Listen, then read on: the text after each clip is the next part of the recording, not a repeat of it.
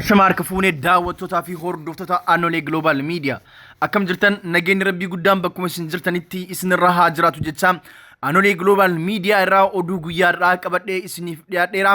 Oduu guyyaa irraa kan isinitti himu Antolchaa Huseenii oduu guyyaa irraatiin dhalootaan ijoollee Wallaggaa kan tahe Yuunee Alamaayyoo Yuunivarsiitii Dirree Dawaatti ijoollee Amaaraatiin ajjeefamu. Hiriirri mormii gubachuu masjiidota guyyaa 8ffaaf cimee itti fufaa oolu. Qopheessummaa majlisa naannoo Harariitiin majlisoonni naannoo sagalanii Hararitti marii gaggeeffachuu. Somaaliyaatti boombii dhooheen lubbuun namoota gara 30 darbuun kan dhibbatti dhihaatan madaahu. Turkiyaan waraana isii lafoo gara Liibiyaa erguuf jedhu oduuwwan jedhanii fi kanneen kana fakkaatan qabannee isiniif dhiyaanneerra hanga xumura qophii kennaatti nu faana turaan affeerraa kennaa. Oduu gaddaam barataan Yuunee Alamaayyoo jedhamu guyyaa har'aa Yuunivarsiitii Dirree Dawaa keessatti naannoo sa'aatii laaqanaa barattoota dhalootaan Amaara ta'aniin gamoo abbaa darbii sadaffaa irraa darbamee miidhaan jimaan irra gahee ture. Yuuneen yeroo gamoo irraa darbamu akka malee waan miidhameef bakka kufee fuudhamee mana yaalaa geeffamuun yaalli godhamuufis daqiiqawwan muraasa booda du'aan addunyaa kanarraa boqotee jira. Yuunee Alamaayyoo Oromoo Wallaggaa yoo ta'u Wallagga keessaa godina Horroo Guduruutti dhalatee guddate. Osoo Yuunivarsiitii Dirree Dawaatti barumsa isaa hordofu muddee 28 bara 2019 ijoollee dhalootaan Amaara ta'aniin gamoo abbaa darbii 3 irraa darbamee ajjeefame. Barattoonni Amaaraa torbaannan afran darban Yuunivarsiitiilee naannoo Amaaraa keessatti ajjeefamuun hanqate amma Yuunivarsiitii Dirree Dawaa keessattis bifa nama gaddisiisuun ajjeefamaa tumamaa reebamaa jiraachuun isaanii dhagahamaa jira.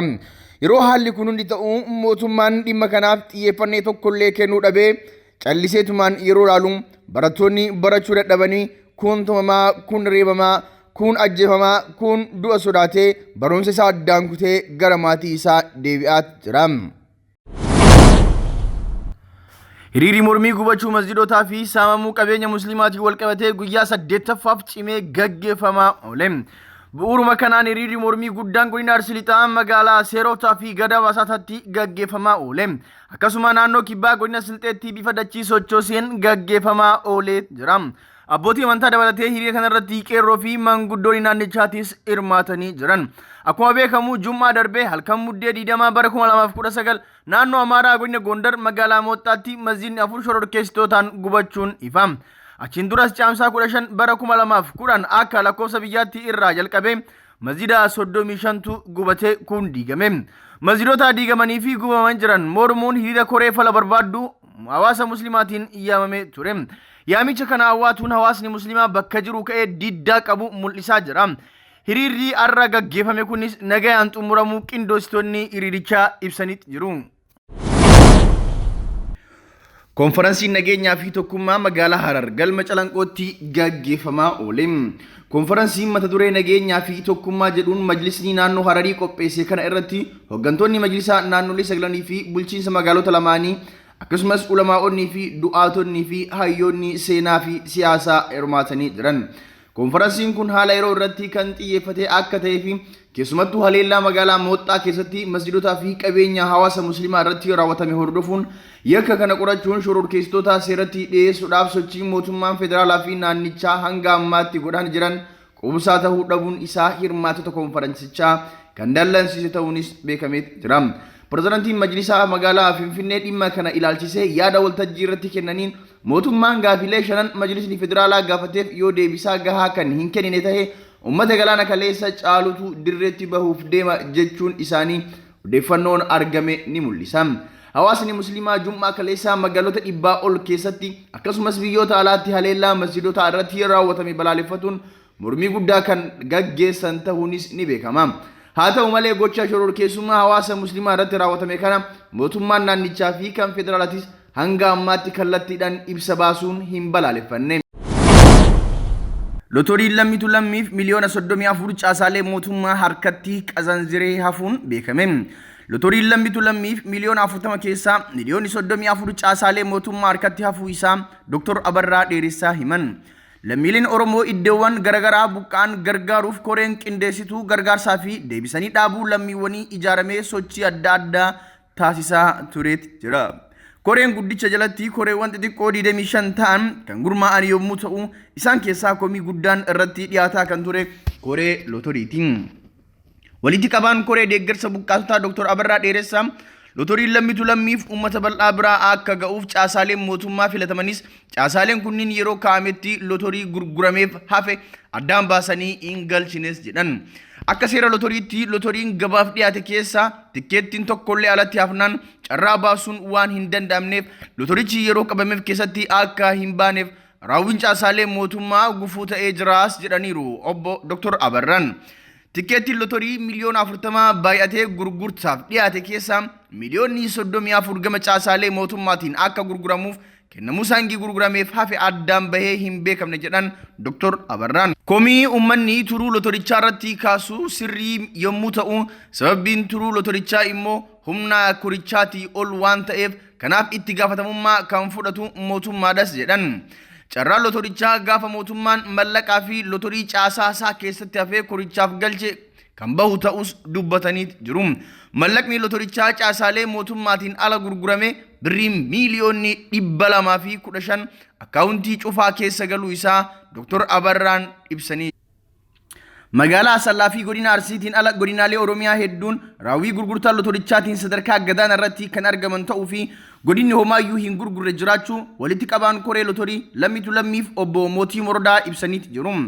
Bulchiinsi lotorii biyyoolessaatti daayirektarrii dhimmoota kominikeeshinii obbo Teediroos Newaay guyyaan bahumsa gaafii dhiyaate irratti hundaa'uun seerummaa isaa eeggatee dheerachaa turuu isaa eeranii amma yeroo dhumaatiif bitootessa 30 bara 2012 kan bahu ta'uu ibsaniiti jiru.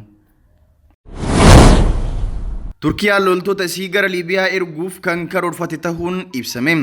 Pireezidaanti Rajab Xayyib Erdogaan kamisa dheengaddaa Ankaaraa keessatti akka ibsetti gaafii deeggarsa waraanaa mootummaan Liibiyaa beekamtii UN qabu Turkiyaaf dhiyeesse irratti hundaa'uun mootummaan Turkiyaa loltoota lafoo ji'a dhuftu keessa gara Liibiyaa erguuf kan karoorfate ta'uu beeksise.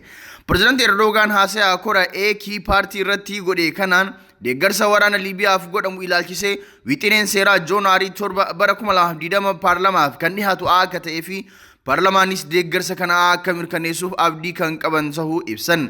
Turkiyaa fi mootummaan Liibiyaa muummicha ministeeraa Faayiz Al-Sarraajiin hoogganamu kanaan dura dhimmoota tikaa fi humna ittisaa irratti waliin hojjechuuf kan walii mallatteessan yoo ta'u paarlamaan Turkiyaa wixinee deeggarsaa kana ji'a darbe kan raggaase ta'uun ni beekama.